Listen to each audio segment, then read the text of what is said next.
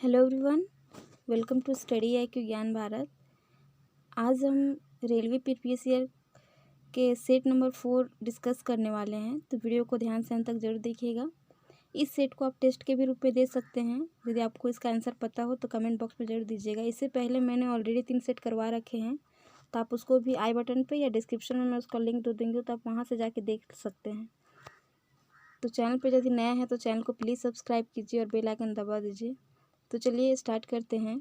First question है, प्रतिध्वनि का क्या कारण है? तो प्रतिध्वनि होने का कारण है ध्वनि का प्रवर्तन। ध्वनि के प्रवर्तन के कारण ही प्रतिध्वनि होता है। और प्रतिध्वनि है क्या? तो जब ध्वनि तरंग दूर स्थित किसी टावर या पहाड़ से टकराकर परिवर्तित होती है तो इसे ही प्रतिध्वनि कहते हैं। और प्रतिध्वनि सुनने के लिए श्रोता और प्रवक्ता के बीच कितने की दूरी होनी चाहिए? तो 17 मीटर की दूरी होनी चाहिए। ओके। और हमारे कान पर ध्वनि का प्रभाव कितने देर तक रहता है? तो ये रहता है 1/10 सेकेंड तक। तो ये सब इम्पॉर्टेंट फैक्ट है, याद रखिएगा। और ध्वनि का अपवर्तन क्या है? तो ध्वनि का अपवर्तन दिन की अपेक्षा रात में अधिक दूर तक सुनाई देती है। जैसे रात में कोई भी आवाज़ बहुत तेज़ सुनाई देता है दिन की अपेक्षा, क्योंकि रात का जो माहौल होता है बहुत शांत होता है, तो ये ध्वनि के अपवर्तन की वजह से ही होता है। और वायु में ध्वनि की चाल कितनी होती है? तो वायु में ध्वनि की चाल होती है 332 मीटर पर सेकेंड। ये सारे जो क्वेश्चन है एग्जाम में बहुत बार पूछा गया है, तो इस सब पॉइंट को आप लोग ध्यान में रखिएगा। नेक्स्ट क्वेश्चन है, पृथ्वी का पलायन वेग कितना है? तो पृथ्वी का पलायन वेग है 11.2 किलोमीटर पर सेकेंड। 42 किलोमीटर पर सेकेंड किसका पलायन वेग है? तो ये है सूर्य का। और 2.4 किलोमीटर किसका पलायन वेग है? तो ये है चंद्रमा का। अब बात आती है पलायन वेग का। तो पलायन वेग है क्या? तो पलायन वेग जो किसी भी पिंड को पृथ्वी की सतह से 11.2 किलोमीटर की जब हम वेग से ऊपर किसी वस्तु को भेजते हैं तो वो दोबारा पृथ्वी पर वापस नहीं आता है, तो इसी को ही पलायन वेग कहा जाता है। तो इसका आंसर ए हो जाएगा। नेक्स्ट क्वेश्चन है, झूला झूलते समय कोई व्यक्ति झूला पर खड़ा हो जाए तो उसका आवर्तकाल क्या होगा? तो झूला जब झूल रहा है और उस पर कोई व्यक्ति अचानक खड़ा हो जाता है तो उस टाइम उसका आवर्तकाल क्या होता है? तो घट जाता है, याद रखिएगा। नेक्स्ट क्वेश्चन है, यदि झूले पर एक व्यक्ति के स्थान पर 2 व्यक्ति बैठ जाए तो आवर्तकाल क्या होगा? तो इसमें कोई परिवर्तन नहीं होता है, यानी अपरिवर्तित रहता है। उसकी जगह 2 या 4 भी व्यक्ति बैठ जाए तो उस पर कोई फर्क नहीं पड़ने वाला है। नेक्स्ट क्वेश्चन है, सेकेंडली पेंडुलम का आवर्तकाल कितना होता है? तो सेकेंडली पेंडुलम का आवर्तकाल होता है 2 सेकेंड। ऑप्शन नंबर बी इसका आंसर हो जाएगा। नेक्स्ट क्वेश्चन है, कोशिका नली में जल का ऊपरी सतह कैसा होता है? तो कोशिका नली में जल का ऊपरी सतह जो होता है यह उत्तल होता है। ऑप्शन नंबर बी इसका आंसर हो जाएगा। नेक्स्ट क्वेश्चन है, द्रव का घनत्व अधिक होने पर पृष्ठ तनाव पर क्या प्रभाव पड़ता है? देखिए, जब द्रव का घनत्व अधिक हो जाता है तो पृष्ठ तनाव क्या होता है? बढ़ जाता है। और पृष्ठ तनाव के कारण और क्या होता है? जब हम 2 भींगा हुआ कांच लेते हैं तो आप लोग देखिएगा, जब 2 भींगा हुआ कांच है उसे हटाइएगा तो उसमें बहुत ज़्यादा ताकत लगता है, तो वो होता किसकी वजह से है? तो ये पृष्ठ तनाव की वजह से होता है। और वर्षा की जो बूंद गोल होती है, इसकी वजह क्या है? तो इसकी वजह है पृष्ठ तनाव। और जल में तेल क्या होता है? तुरंत फैल जाता है। तो ऐसा क्यों होता है? क्योंकि तेल का जो पृष्ठ तनाव है वो जल के पृष्ठ तनाव से कम होता है। तो याद रखिएगा ये सब पॉइंट को। नेक्स्ट क्वेश्चन है, ऊंचाई बढ़ने से वायु दाब क्या होता है? तो जब ऊंचाई बढ़ती है तो वायु दाब घटता है। और वायु दाब को मापने का यंत्र क्या है? तो ये है बैरोमीटर, याद रखिएगा, बैरोमीटर है। और वायु दाब का मात्रक क्या है? तो ये है 10⁵ न्यूटन प्रति मीटर स्क्वायर, याद रखिएगा ये सब पॉइंट को। और वायु दाब ऊंचाई में जब बढ़ जाता है तो इसकी वजह से और क्या क्या चीज़ें होती हैं? तो ये है कि पहाड़ पर जब कोई खाना बनाता है तो उसे बहुत ज़्यादा कठिनाई होती है। वायुयान में बैठा हुआ यात्री जो रहता है तो उसका जो पेन रहता है उससे उसकी स्याही लीक हो जाती है। तो ऊंचाई पर वायुदाब बढ़ने की वजह से ये सब सारी घटनाएं होती हैं। तो इसका ऑप्शन नंबर बी हो जाएगा। ऊंचाई बढ़ने से वायुदाब पर क्या होता है, तो ये क्या होता है, घटता है। नेक्स्ट क्वेश्चन है, पृथ्वी की अपेक्षा चंद्रमा का द्रव्यमान लगभग कितना होता है? तो पृथ्वी की अपेक्षा चंद्रमा का द्रव्यमान जो होता है वो 1/81 होता है। ऑप्शन नंबर बी इसका आंसर हो जाएगा। नेक्स्ट क्वेश्चन है,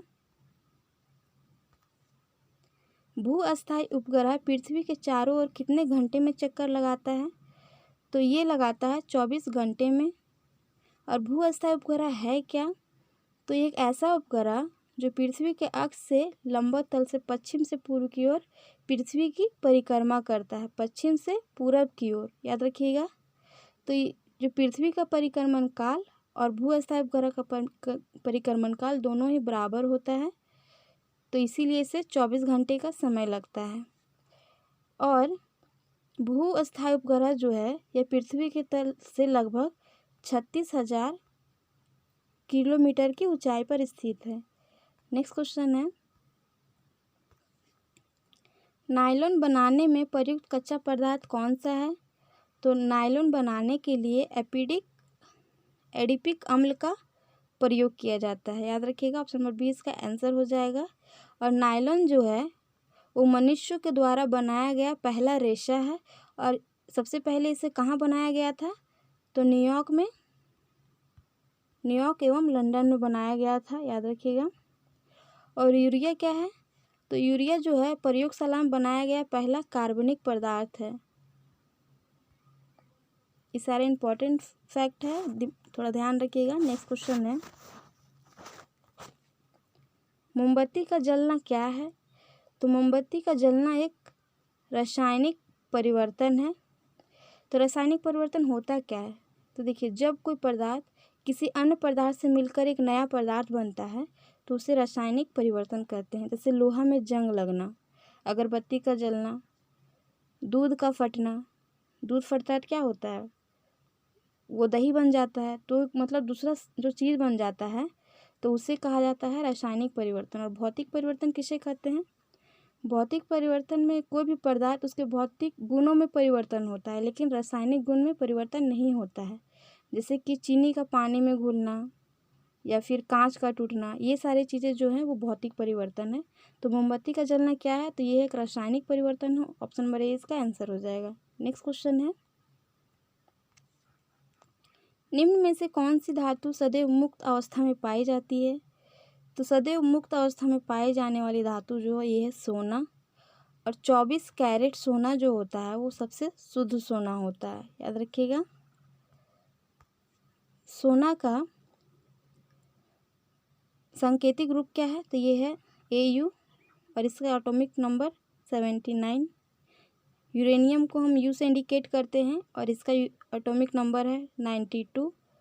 पारा जो है एक द्रव धातु है और इसे हम लोग Hg से इंडिकेट करते हैं और इसका एटॉमिक नंबर है 80, याद रखिएगा। और नियॉन को हम लोग Ne से इंडिकेट करते हैं और इसका एटॉमिक नंबर है 10।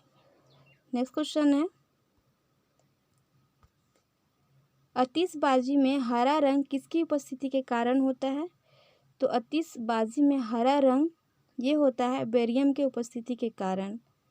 ऑप्शन नंबर सी इसका आंसर हो जाएगा। नेक्स्ट क्वेश्चन है, पुराने चलचित्रों के रंगों को फिर से उभारने के लिए क्या काम आता है? तो ये है हाइड्रोजन पेरोक्साइड। हाइड्रोजन पेरोक्साइड की सहायता से पुराने चित्रों को हम क्या कर सकते हैं, उनके रंगों को फिर से उभार सकते हैं, यानी कि नया बना सकते हैं। और भारी जल क्या है? तो इसका होता है DTO, भारी जल ड्यूटेरियम ऑक्साइड, याद रखिएगा। और इसमें कितने अणु होते हैं? तो ये होते हैं 20। नेक्स्ट क्वेश्चन है, निम्न में से कौन सा तत्व सभी रंगीन यौगिक बनाता है? तो सभी रंगीन यौगिक बनाने वाला तत्व है क्रोमियम। ऑप्शन नंबर ए इसका आंसर हो जाएगा। नेक्स्ट क्वेश्चन है, सबसे हल्का तत्व कौन सा है? तो सबसे हल्का तत्व है हाइड्रोजन। इसे एस से इंडिकेट करते हैं और इसका एटॉमिक नंबर है 1। हीलियम को हम लोग He से इंडिकेट करते हैं, इसका एटॉमिक नंबर है 2। और सोडियम को हम लोग Na से इंडिकेट करते हैं, इसका एटॉमिक नंबर है 11। पोटेशियम को K से इंडिकेट करते हैं, इसका एटॉमिक नंबर कितना है? 19 है। नेक्स्ट क्वेश्चन है, वसा किसमें विलय होता है? तो वसा जो है वो कार्बन टेट्राक्लोराइड में विलय हो जाता है, याद रखिएगा। नेक्स्ट क्वेश्चन है, प्रोटीन का संश्लेषण कहाँ होता है? तो प्रोटीन का संश्लेषण होता है राइबोसोम में। और राइबोसोम को क्या कहा जाता है? तो इसे प्रोटीन की फैक्ट्री कहा जाता है, याद रखिएगा। प्रोटीन की फैक्ट्री किसे कहा जाता है? राइबोसोम को। और गोल्जी काय के बारे में बात करते हैं। तो गोल्जी काय की खोज किसने की थी? तो इसकी खोज की थी कैमिलो गोल्जी ने। कैमिलो गोल्जी ने इसकी खोज की थी। माइटोकॉन्ड्रिया की खोज किसने की थी? तो इसकी खोज की थी अल्टमैन ने। और माइटोकॉन्ड्रिया को क्या कहा जाता है? इसे कहा जाता है पावर हाउस ऑफ सेल, याद रखिएगा। Power house of cell mitochondria को कहा जाता है। और लाइसोसोम की खोज किसने की थी? तो इसकी खोज की थी डी डुबे ने। और इसे क्या कहा जाता है? तो इसे कहा जाता है आत्महत्या की थैली, याद रखिएगा। नेक्स्ट क्वेश्चन है, मानव त्वचा में पाया जाने वाला वर्णक है। तो मानव त्वचा में मेलानिन नामक वर्णक पाया जाता है, याद रखिए। ऑप्शन नंबर ए इसका आंसर हो जाएगा। नेक्स्ट क्वेश्चन है, कोशिका विभाजन के समय अस्पष्ट दिखाई देता है। तो जब कोशिका विभाजन होता है तो उस टाइम हमें क्या स्पष्ट दिखाई देता है? तो ये दिखाई देता है गुणसूत्र। और गुणसूत्र का नामकरण किसने किया था? तो डब्ल्यू वाल्टेयर ने इसका नामकरण किया था 1888 ईस्वी में। और मनुष्य के शरीर में कितना जोड़ा गुणसूत्र पाया जाता है, क्रोमोसोम पाया जाता है? तो ये है 23 जोड़ा, याद रखिएगा। जीन शब्द का प्रतिपादन किसने किया था? तो ये किया था जोहानसन ने जीन शब्द का प्रतिपादन किया था। और डीएनए की खोज किसने की थी? तो वाटसन एवं क्रिक ने डीएनए की खोज की थी। तो कोशिका विभाजन के समय अस्पष्ट क्या दिखाई देता है? तो ये दिखाई देता है गुणसूत्र। ऑप्शन नंबर 20 का आंसर हो जाएगा। नेक्स्ट क्वेश्चन है, अधिक विकिरण के संपर्क में आने से कौन सा रोग होता है? तो देखिए, अधिक विकिरण के संपर्क में आने से कैंसर रोग होता है। और कैंसर के इलाज को क्या कहा जाता है? तो कीमोथेरेपी से कैंसर का इलाज होता है। अस्कर्वी रोग किससे होता है? तो ये विटामिन सी के कमी से होता है। और विटामिन सी का रासायनिक नाम क्या है? तो इसका नाम है अस्कॉर्बिक अम्ल, विटामिन सी का रासायनिक नाम है। और विटामिन सी की कमी से और कौन सा रोग होता है? तो इससे होता है मसूड़े का फूलना, मसूड़ा फूल जाता है विटामिन सी की कमी से। रिकेटस नामक रोग किससे होता है? तो यह विटामिन डी के कमी से होता है। और विटामिन डी का रासायनिक नाम क्या है? तो इसका रासायनिक नाम है कैल्सीफेरॉल, याद रखिएगा। कैल्सीफेरॉल इसका रासायनिक नाम है। और टीबी किससे होता है? तो टीबी जो होता है वो बैक्टीरिया से होता है। और बैक्टीरिया की खोज किसने की थी? तो इसकी खोज की थी लुवेन हॉक ने बैक्टीरिया की खोज की थी। और टीबी के कीटाणु की खोज किसने की थी? तो इसकी खोज की थी रॉबर्ट कोच ने। नेक्स्ट क्वेश्चन है, चर्म रोग किस विटामिन की कमी के कारण होता है?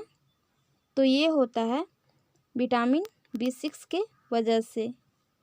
और विटामिन B6 का रासायनिक नाम क्या है? तो पायरिडॉक्सिन इसका रासायनिक नाम है, याद रखिएगा। और विटामिन B6 की कमी से एनीमिया रोग भी होता है। यही मदर ऑप्शन की बात करें विटामिन B2 की, तो विटामिन B2 का रासायनिक नाम है राइबोफ्लेविन। फ्लेविन विटामिन B2 का रासायनिक नाम है। और इससे क्या होता है, विटामिन B2 की कमी से त्वचा का फटना, त्वचा फटने लगती है विटामिन B2 की कमी से। विटामिन B5 का रासायनिक नाम क्या है, तो पेंटोथेनिक अम्ल इसका रासायनिक नाम है।